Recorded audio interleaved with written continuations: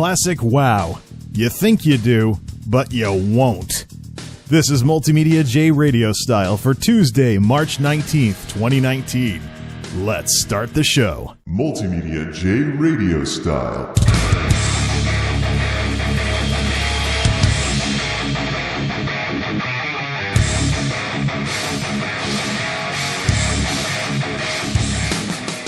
Before we begin today's discussion, I think I should address the elephant in the room when it comes to me recording any kind of commentary about World of Warcraft.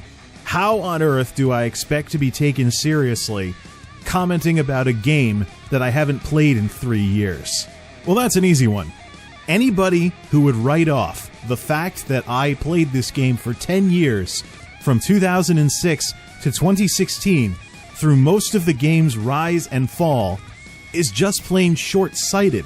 Yes, the years that I've been away from the game are my longest break from it ever, and there is no end in sight.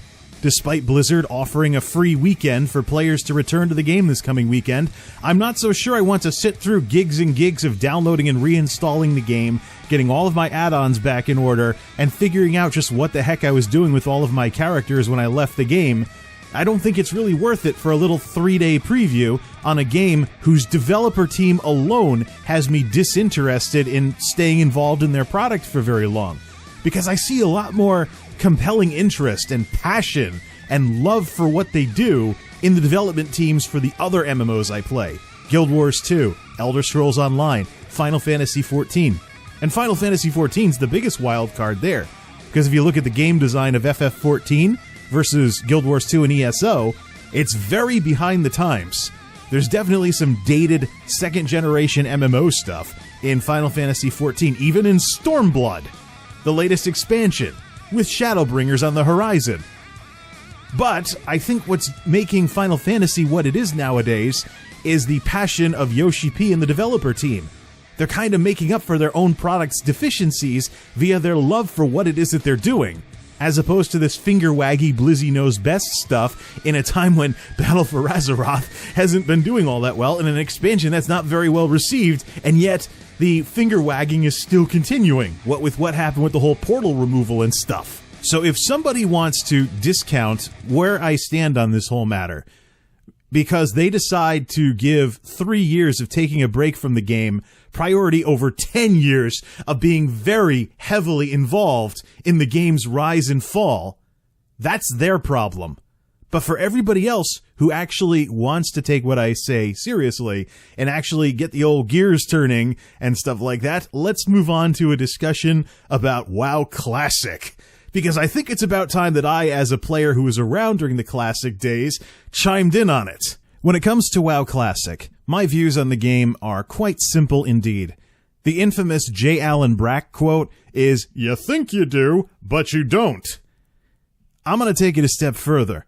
Not only do I think that J. Allen Brack is going to be proven right after Classic launches, but I think the quote should have been, "You think you do, but you won't." Classic, by mere concept, is doomed to fail and not do what it's supposed to do, because there will always be at least one difference between Classic and the original game. No matter what Blizzard does, if they cave on something, or they modernize certain features, or they go back on the design of, well, Classic is Classic. Full stop. No matter what happens, Classic is never going to be the original game, because the original game had the specter of there's gonna be an expansion, causing sense of urgency throughout the progression content. As we've seen with some of the commentaries I've heard from people playing on private servers, like, "Oh yeah, level 60 raiding, it's awesome. It's not what it used to be. Everybody gets to raid. It's not just the 2 or 3 specs and everybody else has to heal." Yeah, because all of these people playing the level 60 experience don't have to worry about Burning Crusade coming out.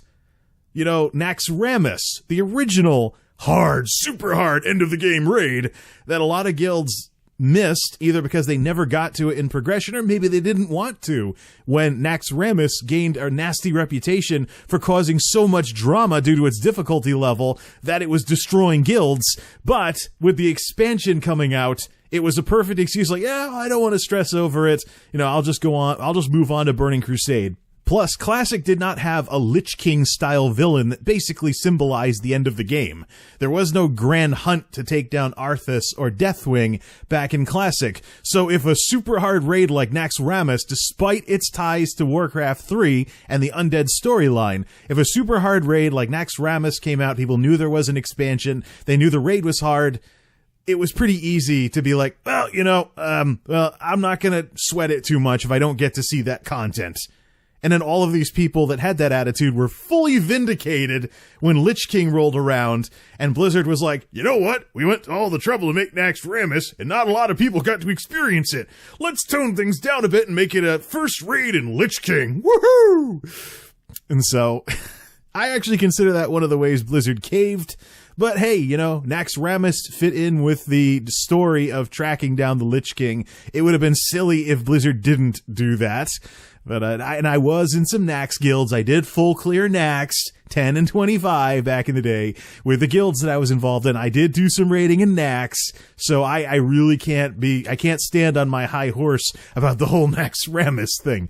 But the big thing is, and getting back to the whole discussion about Classic, is that the sense of urgency that something's coming, and all the drama it caused with progression. We gotta get through this raid. We gotta get through the next raid. Until before the expansion drops, and everything is, progression-wise, is rendered worthless by things like gear reset gear or whatever. Of course, we didn't know about the gear reset gear at the time, but it was quite a surprise when we started seeing greens in Hellfire Peninsula that were actually better than some of the progression gear in the original game. So that's it. I mean, just by itself, the fact that Classic doesn't have a light at the end of the tunnel, so to speak, and because we're talking Burning Crusade here, it'd be a rather green demonic light of the Dark Portal. Because we don't have the specter of, there's going to be an expansion coming out, people are going to take Classic very, very differently than the original game. I guarantee you, and the same thing too, we've already seen the warning signs of this from people talking about all the thriving level 60 communities on the private servers. Yes, because there's nothing after the progression in the original game on those servers, unless the admins decide to move things forward. And unless Blizzard decides to do the same thing, we're actually going to see even more of that in Classic. And knowing Blizzard the way that I've come to know them over the years, I guarantee you they don't like making players feel like they've lost something.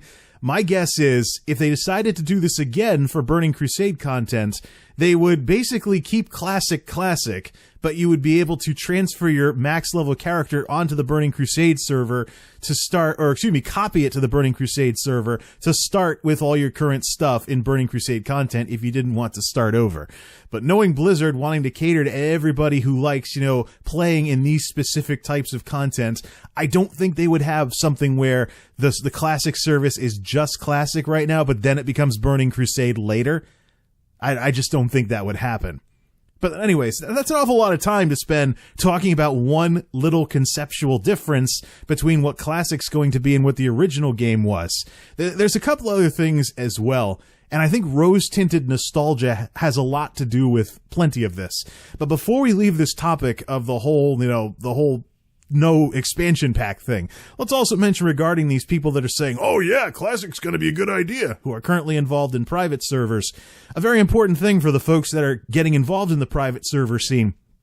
Private servers are enthusiast communities. They're people who want to be there, and they're people that went out of their way to play an experience like what some of these servers have. I don't play on any of them, and I don't plan on ever playing on any of them, but just by concept alone, you go from an enthusiast community on a private server to an actual retail release of an older version of the game. The demographics are going to be different, and so is everyone's behavior in-game. So these people that were bragging that Nostalrius had more people in Ironforge than any of retail's big events Don't expect that to continue with WoW Classic because the people involved are going to be different. You're going to have something that is accessible to folks with a WoW subscription. So you're going to have different groups of people. You're not just going to have people that went out of their way to get involved in some kind of private server doohickey in order to have the experience they were looking for. You're going to see people coming over from retail, going back to retail, can't make up their mind as to which version of the game to play. You're going to see all this stuff. You're going to see people intimidated away by the difficulty that used to exist in the game back in Classic, including people who want Classic to come out, but there's stupid stuff that they've forgotten about, like how many consumables you need to raid, and all the busy work you need in order to raid, and all the drama that caused when there was a chance that you could spend all kinds of time farming consumables only to wipe and lose all that, have all that effort be for nothing. So there's going to be people getting their memories jogged in Classic. They're going to be like, oh crap, yeah, this did suck. And then they're going to change their tune rather quickly. Now let's move on to some other reasons why I think Classic is not going to be as rose-tinted as people think it is. You could say I'm like old Luke Skywalker on this one. This is not gonna go the way you think! The whole no expansion thing isn't the only reason why guilds might revert back to old bad habits from Classic and only want cookie-cutter rating specs on their cookie-cutter teams in their cookie-cutter rating guilds with their cookie-cutter progression. I swear I didn't plan that in advance. But anyways, it's also, of course, the whole matter of keeping people rating and keeping people coming back, because something as big as 40-man rating is an extreme version of what MMO rating is, and what group content in MMOs really is. It's a giant social experiment of sorts when it comes to people. But the big thing that matters with getting good at an MMO is respect for others. People playing video games are sacrificing their free time in order to play the game that they're playing. They chose to do video games instead of something else with their spare time. So when you don't play well on a team-based thing, you're basically disrespecting their time. If you don't want to get good at a game, if you sit there whining and crying about stuff that you're not doing well enough and you don't want to take responsibility, and you just keep finger pointing all kinds of other things as excuses for why you can't figure out the mechanics in a boss fight, or you can't, turn with your mouse instead of your keyboard or something along those lines, and people would call me an elitist for even saying these sorts of things. But if you don't want to take progression content seriously, you, in a 40-man rating environment, are disrespecting 39 other people's time if there aren't more people that are ready to jump in on certain fights. So there's a lot of people that you're being disrespectful to if you don't want to take raiding seriously. If a raid team, especially in a 40-man environment like what exists in the original game, isn't doing very well, people will start getting worked up, even if they don't show it.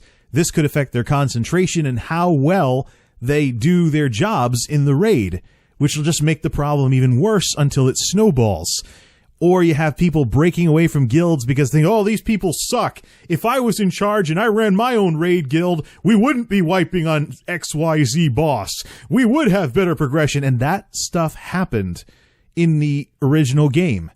And I think even with no expansion and whatnot, people are going to be looking for sure things when it comes to raiding teams, especially when, by mere nature of what Classic is versus the original game, people playing Classic have less of a compelling reason to continue playing Classic than people playing the actual retail game. In the retail game, your character could be somebody you've been playing since the real original game. You've put all kinds of hours in, and you might be upset at Blizzard for their recent decisions and things because of all the time you've spent developing this character. But in a fishbowl environment like Classic, which I still don't think is ever going to be anything more than the original 1 to 60 experience, it's just an alt. Even your so-called main is just going to be an alt. Especially if Blizzard follows through on the various ways they've hinted at keeping Classic from affecting your retail game through things like achievements and things along those lines. So you're already going to have less of a compelling reason to keep playing because you know that it's going to end. And it's, when you get sick of everything in 1 to 60, or if you just want to go back to the regular game, you can do that. That's going to be an option. And that's going to have a big effect on whether or not people stay in raiding guilds, whether or not they show up for raid nights and whatnot, and how easily they get burnt out versus in the original game when there was nothing else to play. And their main actually was their main who would be going forward into future content, as opposed to what Classic is going to be. Very much a fishbowl of the 1 to 60 experience. So as much as I may see YouTube videos by folks involved in private servers that are bragging about how, well, on my private server, all the specs can raid, and all the raid guilds and all the raid leaders have found ways to include all the specs that couldn't raid in the original game in their raid teams and still clear content. Yes, of course, again, enthusiast community. But the demographics playing Classic are going to be very different from what's currently possible with the 60 experience on some of these servers. It will not surprise me at all if the leaders of raiding guilds in Classic fall back into old habits because they want a sure thing. They want a team that they know can clear the content and not get everybody all frustrated to the point where people start leaving the guild or they get poached for progression's sake by other guilds, which is something else that happened back during Classic as well. Oh yeah, raiding and drama and all of that lovely stuff. Oh, and let's also not forget, one of the things people say bad things about in the current game is Dungeon Finder.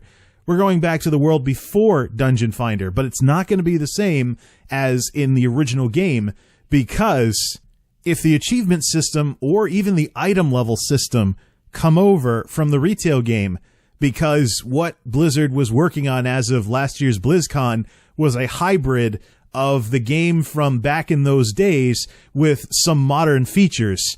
If the wrong stuff comes over on the modern side of things, we're going to be back to what we had in Lich King, where people are going to be standing in town talking in trade chat, looking for groups.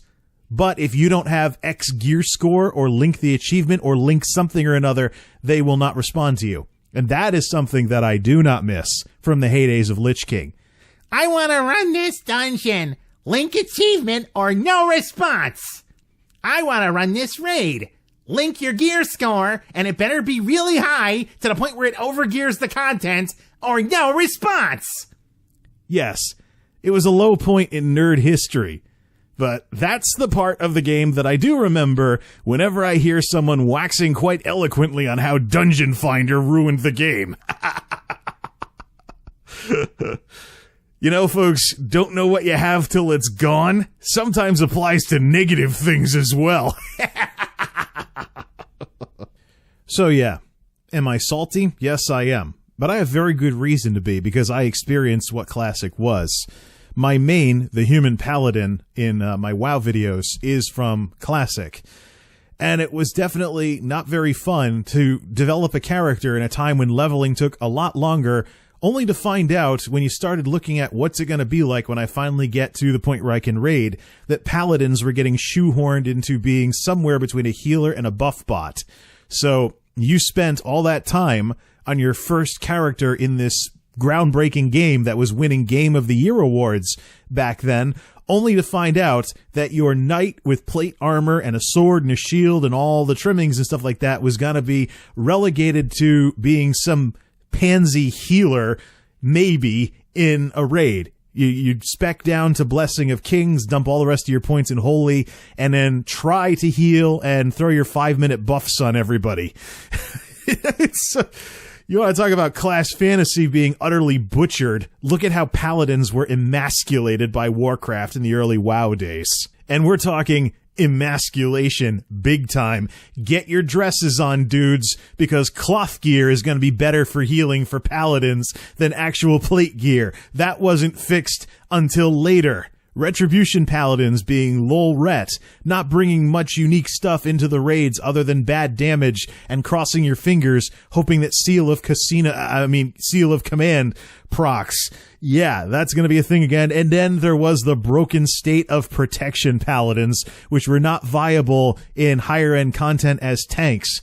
Not just because of the lack of a taunt ability, which wasn't fixed until Burning Crusade, and then even half-assedly so, to the point where any serious tanking paladin would use a macro to taunt with their so-called taunt ability, simply due to the mechanics of how it worked. But that's Burning Crusade. Back to vanilla. You have no taunt. You have no shield wall.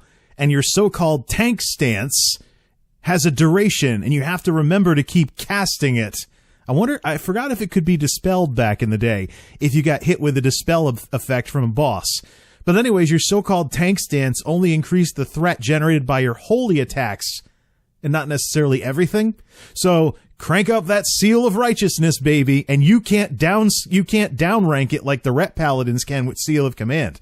Oh yeah, Ret Paladins could sort of get around their mana issues with rank 1 Seal of Command back in the day, because it was random chance to do the equivalent of a heroic strike, no matter what rank it was. And so the judgment damage was really nothing to write home about. I was using rank 1 Seal of Command as recently as the end of Burning Crusade before Ret got buffed. But as a Tankadin in vanilla, you don't have that luxury because your threat comes from your holy damage. So you better crank up that Seal of Righteousness and bring tons and tons of mana potions, because all you are is a pseudo-tank that runs out of mana. I knew a grand total of 1 Protection Paladin in the original game, and I felt sorry for the guy.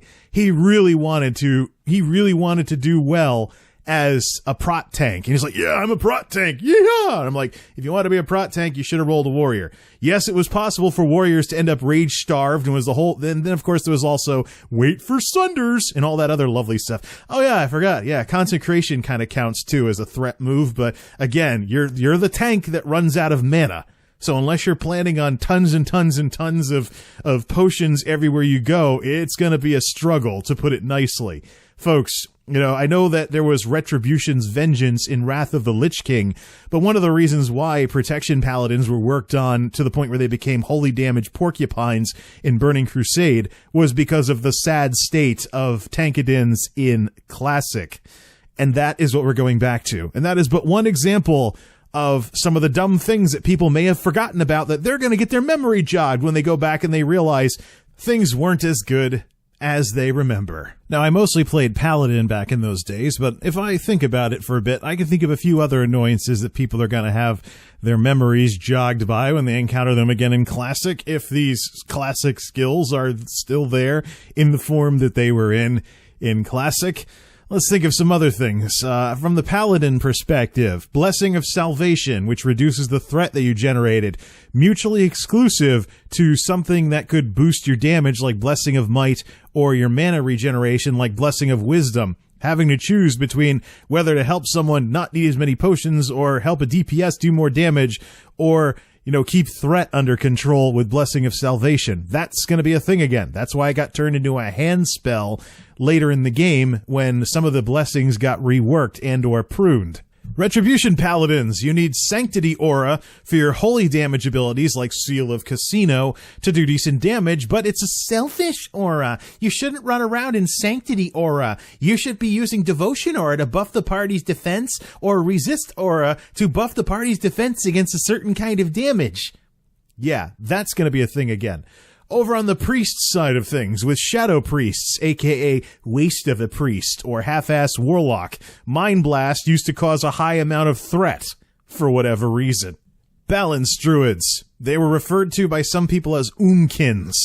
I'll let you put 2 and 2 together on that one. But who can forget that famous elitist, you better be this if you want to join our raiding guild, guide that one of the guilds posted that said bird equals G-kick. I wonder what the person that wrote that was thinking when Flight Form came out in BC.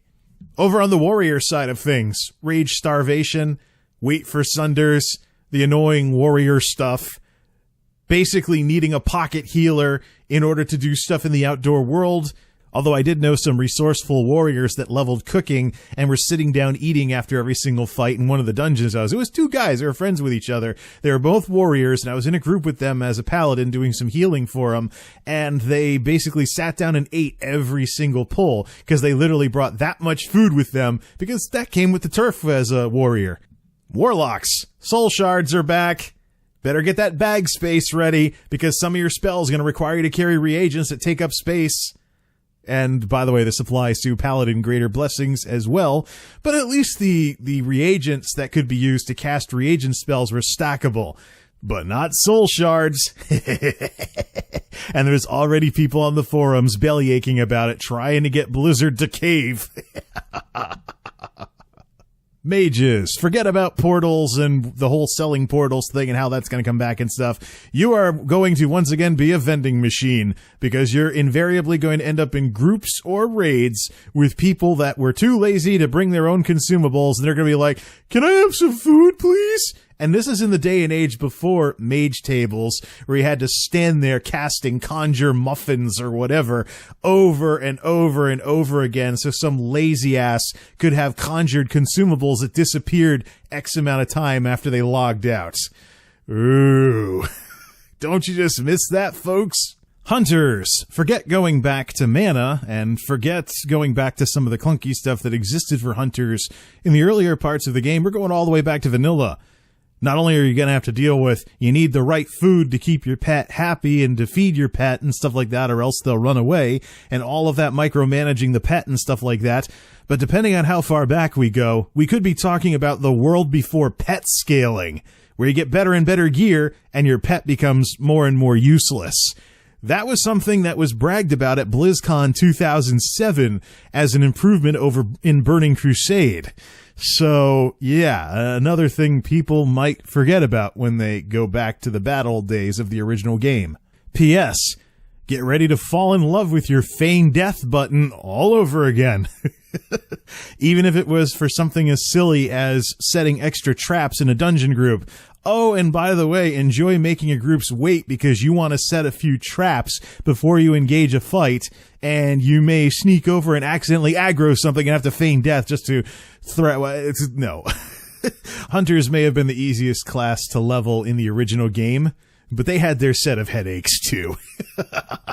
Bonus points if Classic brings back the original laceration talent in the survival tree. How about rogues? We're kind of doing the round robin laughing at the way things were type thing here. So do the rogues have some? Yeah, rogues have lots of issues. I can sum up one of them. Hey man, can you unlock this lockbox for me? Our dungeon group doesn't have the key. Can you pick that lock? And who could forget the ever nerd ragey Wail of Terror? Oh my goodness, you stun-locked me! You're overpowered! You need to be nerfed! P.S. Warlocks are gonna get that too because of fear. Good old days indeed, folks? But aside from all the whining and complaining that happened back in those days, there was one thing I remember from rogues, from one that wiped a dungeon group a couple of times once. I believe you had to talent in order for this not to happen back in those days, but sap at one point would bring you out of stealth. And that was a big problem for the crowd control side of the rogue in dungeon groups, because crowd control was more of a thing in the original game, because things were harder.